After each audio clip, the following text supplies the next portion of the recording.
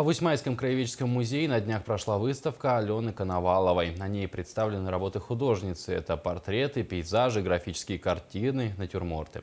О художнице и ее картинах расскажут наши корреспонденты.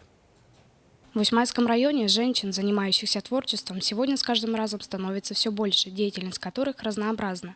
Человеку всегда было свойственно стремление к прекрасному, желание не только любоваться им, но и запечатлеть их для потомков. 13 апреля мы посетили выставку художественных картин Алены Коноваловой, которая порадовала всех своими необыкновенно красивыми работами. На этой выставке я представила картины в разных техниках художественных, да, и с использованием разных художественных материалов. Разные техники — это, допустим, и живопись, и, допустим, графика, и также разные жанры использовала. Также видеть портреты, да, натюрморты и пейзажи. Ну, просто есть, когда время свободное, да, и если есть желание, тогда, допустим, если я хочу очень сильно, да, я тогда сажусь и работаю. Удивительные пейзажи.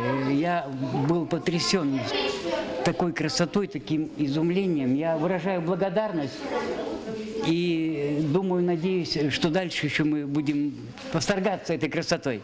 Алена Коновалова закончила художественно-графическое педагогическое училище, по окончанию которого она стала работать в селе Петропавловск, а затем в детской школе искусств поселка Усьмая педагогом. Дети с удовольствием ходят на ее занятия и с увлечением учатся рисовать.